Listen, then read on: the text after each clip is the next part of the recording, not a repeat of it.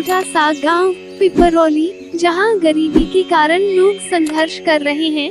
लोग सीधे साधे परंतु अभावग्रस्त जीवन जी रहे हैं। इस गांव में रमेश नाम का एक गरीब किसान रहता है, जिसने हमेशा अपने परिवार का पालन पोषण ईमानदारी से किया है। लेकिन इस बार बारिश न होने के कारण उसकी फसल खराब हो गई और उसके लिए घर का गुजारा करना भी मुश्किल हो गया।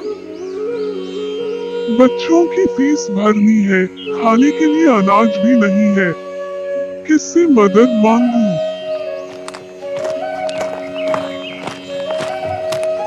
भैया, राखी का त्योहार आने वाला है, क्या इस बार भी मैं तुम्हारी कलाई पर राखी बांध सकूंगी? क्यों नहीं बहन, तुम्हारी राखी के बिना मेरी कलाई सूनी कैसे रह सकती है? रमेश गांव के साहूकार के पास जाने के बारे में सोचता है। बंसीलाल जी, इस बार मेरी फसल खराब हो गई है, क्या आप मुझे कुछ पैसे उधार दे सकते हैं? मेरी बहन की शादी की बात भी चल रही है। रमेश, मैं तुम्हारी मदद कर सकता हूँ, लेकिन तुम्हें अपनी जमीन गिरवी रखनी होगी। ठीक है बंसीलाल जी। रक्षाबंधन के दिन सीता रमेश के हाथ में राखी बांधती है। सीता बोलती है, भैया, इस बार मेरी इच्छा है कि तुम मेरे लिए कुछ भी करने की जरूरत नहीं है, बस हमेशा खुश रहो। तू चिंता मत कर बहन, मैं तुझे कभी किसी परेशानी में नहीं आने दूंगा। कुछ दिनों बाद बंसीलाल ने रमेश की जमीन पर कब्जा करने के लिए अपने आदमी भेजे। बंसीलाल जी, मेरी जमीन मत छीनो, यही मेरी आखिरी उम्मीद है। रमेश, या तो तुम पैसे वापस करो, नहीं तो जमीन मेरी हो जाएगी। अचानक गांव वाले इकट्ठे हो जाते हैं। सीता आगे बढ़ती है। बंसीलाल जी, आप हमारे गांव के भाई बहन के रिश्ते का अपमान नहीं कर सकते। हम सब मिलकर रमेश की जमीन नहीं जाने देंगे, हम सब रमेश के साथ हैं। ग्रामीणों की एकता देखकर बंसीलाल को अपनी गलती का एहसास होता है।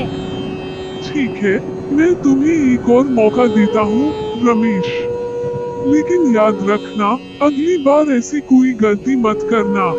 धन्यवाद बंसीलाल जी, और आप सबका भी धन्यवाद। सुबह का समय, गांव में चारों ओर देशभक्ति के गीत बज रहे हैं। लोग तिरंगे झंडे को सजाने में व्यस्त हैं। गांव के छोटे से घर में एक गरीब परिवार रहता है। पिता रामू, माँ सरला, बेटा मोहन और बेटी गुड़िया। रामू हाथों में तिरंगा पकड़ी। देखो सरला, ये झंडा हमने कितनी मेहनत से बनाया है। आज के दिन इसे हमारे घर के ऊपर फहराना है। सरला मुस्कुराते हुए, हाँ जी, हमारे पास धन दौलत भले न हो, पर इस तिरंगे से बढ़कर कोई चीज नहीं। मोहन उत्साहित होकर, माँ, पिताजी, क्या हम भी गांव के झंडारोहण में जाएंगे?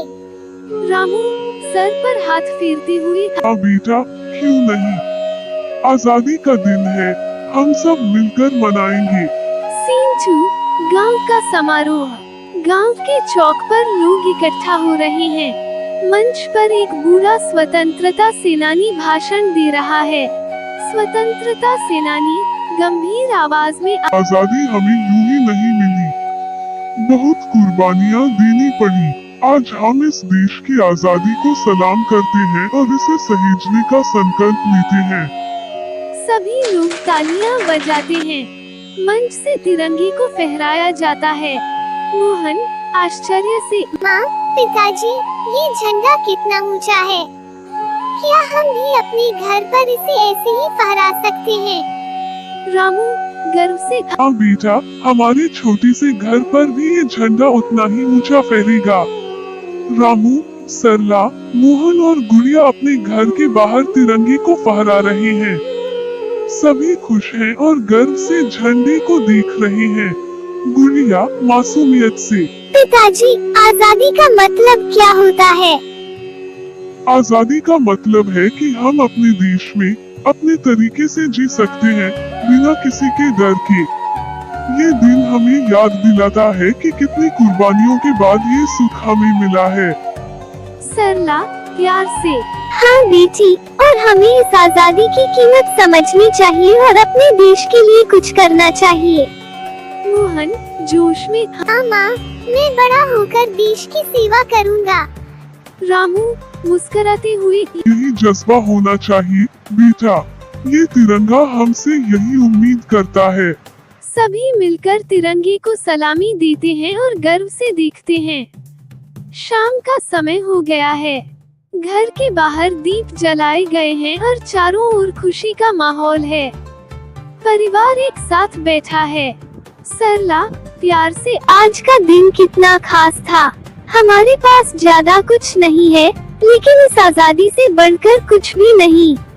रामू। हाँ सरला, हमें गर्व है कि हम इस आजाद देश में रहते हैं। हमें हमेशा इस तिरंगे की शान को बनाए रखना चाहिए। सभी परिवार के सदस्य एक दूसरे का हाथ पकड़ते हैं और आसमान की ओर देखते हैं। आज के दिन इस गरीब परिवार ने साबित किया कि सच्चा देशभक्त वो होता है जिसके दिल में अपने देश के लिए प्रेम और सम्मान होता है। चाहे परिस्थितियां कैसी भी हों, देश के प्रति समर्पण और गर्व सबसे बड़ी दौलत है।